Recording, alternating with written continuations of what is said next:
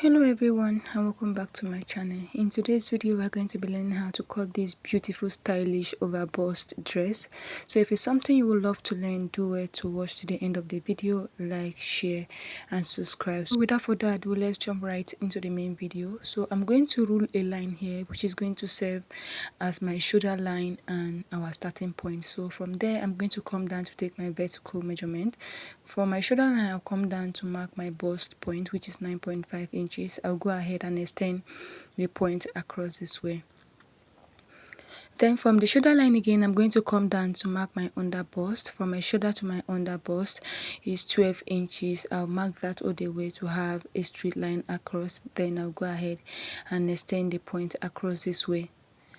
Then from the shoulder line again, I'm going to come down to mark my waist point. From my shoulder to my waist in front is 16 inches. You know, from your shoulder to your waist in front and back is not the same, so do it to take the measurement appropriately. All right, now extend the point across.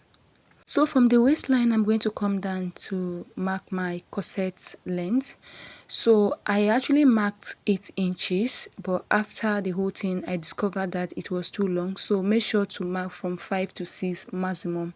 All right, so that your corset is not too long.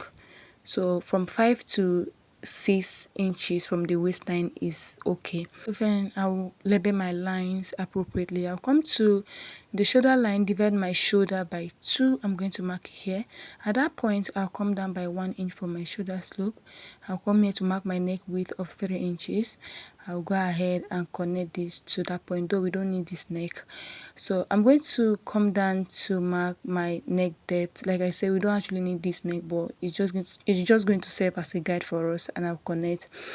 I'm going to come down to mark my chest line. How to get your chest line: divide your bust by 6, add 1.5 inches to the measurement, that gives me 7. I will extend the point across this way. Then on my chest line, I'm going to label this chest line. On my chest line, I'm going to mark my shoulder measurement here to have a straight line. I'll connect from the shoulder slope all the way to the point we just marked on the chest line. I'm going to come to this line, divide what I have here into 2 to get the midpoint. At the midpoint, I'll go in by half an inch. I'll come to the chest line, divide my bust circumference by 4. I'm going to mark it right here, and I'll go ahead and connect all these points together like this to form my armhole. So the next thing is to mark dart. To mark your dart, you are going to divide your nipple to nipple measurement by 2. That is your bust span. My nipple to nipple measurement is 7 divided by 2 is 3.5. I'll mark it on the bust line, under bust line, waistline, and the corset length. I'll go ahead and connect all these points together with a straight line. So I'm going to come to the under bust line here. I'm going to mark 0.5 on at the both side of this line. So if you're a plus size person, you can do 1 inch on both sides. This is not up to 1 inch, all right? This is 0.7. I'm going to mark it all the way to the corset length. But if you're a plus size person, like I said, you can do 1 inch or 1.5 inches. I'll go ahead and connect all these points together like this. So I'm going to come down from the bust line by 1 inch, and I'll connect with my curve rule from the under bust all the way to that 1 inch this way. I'll do the same thing on this other side. So I'm going to connect this to the midpoint of my armhole, creating like a princess dart here like this. So I'm going to come to this line here and come down from there by 1 inch. So we are tightening up this part by 1 inch, and I'll connect it back into the original line with my curve rule this way. So this 1 inch we came down, I'm going to extend this so we don't have any shortage when we are joining our fabric. I will extend this lower line to that 1 inch. I'll also replace the 1 inch on the chest line as well, and I'll go ahead and reconnect my armhole. The next thing is to impute our round body measurement. We've already marked our bust measurement, so I'm going to add my sewing allowance of 1.5 inches. I'll come to the under bust, divide my under bust by 4. The that we took here, I'm going to replace it, and I'll add my sewing allowance of 1.5 inches as well. So I'm going to come to the waistline, I do the same thing, mark my waist measurement, replace the dart intake, and I'll add my sewing allowance. On the hip line, I'll mark my hip measurement here also, then I'll replace the dart intake and add my sewing allowance of 1.5 inches. I'll go ahead and connect all my markings together.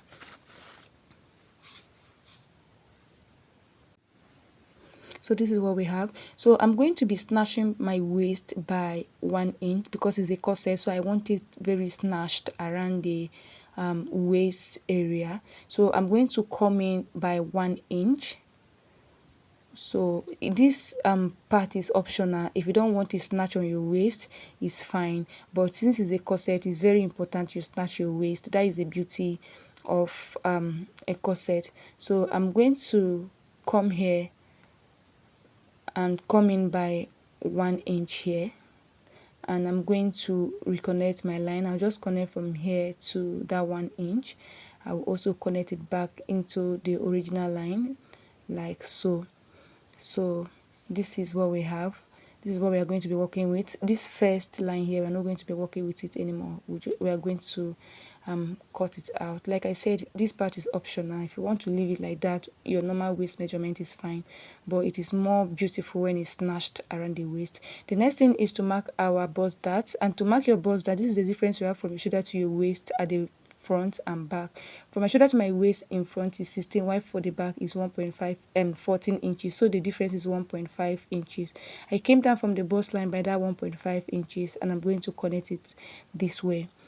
So by the time we close down our bust dart, we're going to have the back pattern and the front equal, and this is it. So for the neck, you're going to determine where you want your corset to stop. So I came down from the starting line by 4 inches. You can do 3.5, 4 inches, depends on how high you want it. And I'm just going to connect from here into my armhole with my curve row this way. And see, so this is basically it for this pattern, for the front pattern. So I'm going to come up here by 2 inches at the side just to give it a nice curve around this area. I'll connect it back into the line, and this is it.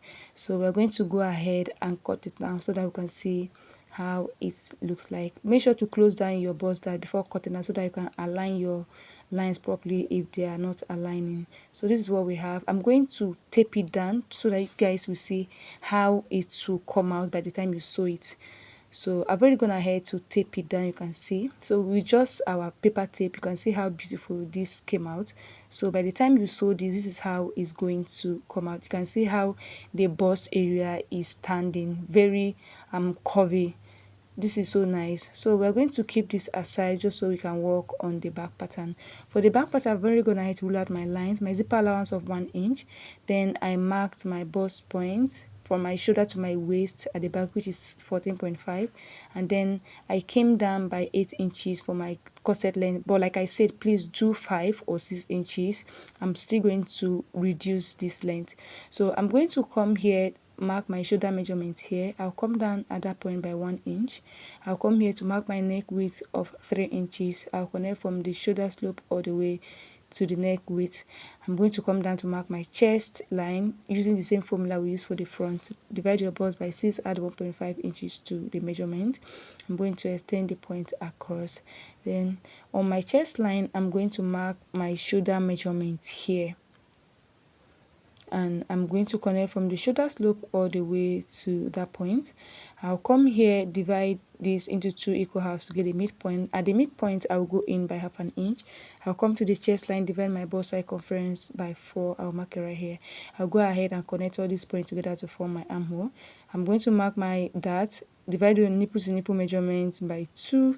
I'll mark it on the chest line, on the bust line, waist line, and on the full length.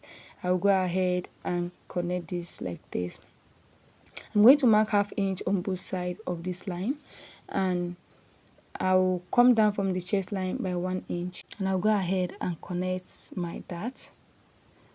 I'm going to come down from the waistline by 6 inches. This will be the length of my dart, and I'll just connect all the way to that point as well.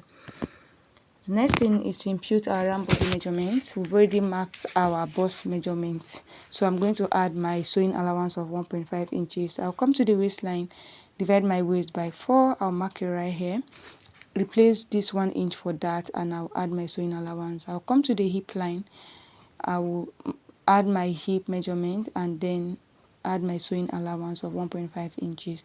I'll go ahead and connect all these points together. I'm also going to snatch the waist by 1 inch. I'll go in by 1 inch on the waistline and then reconnect my lines this way. So this is basically it for the back pattern. So what we are going to do right now, I'm going to come up here by 2 inches to give it a nice curve, just the way we did for the front pattern. I'll connect this into the original line. I'll come to the waistline. I'm going to mark ½ inch here on the zipper allowance on the waistline. I'll mark ½ inch here. The reason why we are doing this is because we don't want any form of bulginess around this waist area. So the excess that we're supposed to have here, we're going to take it out just so that our zip can lay very flat at the back. And this is basically it. So I'm going to come here and come down by ½ inch just to give it a nice curve around this area. This is not compulsory at all. You can leave it straight like that, but I just want to have like a curve around this area like this, and this is basically it. And one other thing I forgot to mention is that if you are using a loop for your corset, there's no need for you to add your zipper allowance. In fact, you're supposed to minus like 1.5 inches to 2 inches from your measurement for the back pattern so that you can snatch your back. Alright, so if you're using a loop, there's no need for you to add your zipper allowance. Don't do that. And again, if you look at that thumbnail very well, you will notice that the dress has a basque, right? There is a basque on the waist, but I don't like creating my basque on the upper bodice. I like doing it after I'm done with my dress, everything. I'll just do it on the skirt. That gives a perfect look and finishing. So I'm going to do the basque after I might have joined the lower upper bodice to the lower bodice and finish everything. So this is basically it for this tutorial. Thank you so much for staying tuned, and I will see you in the next video.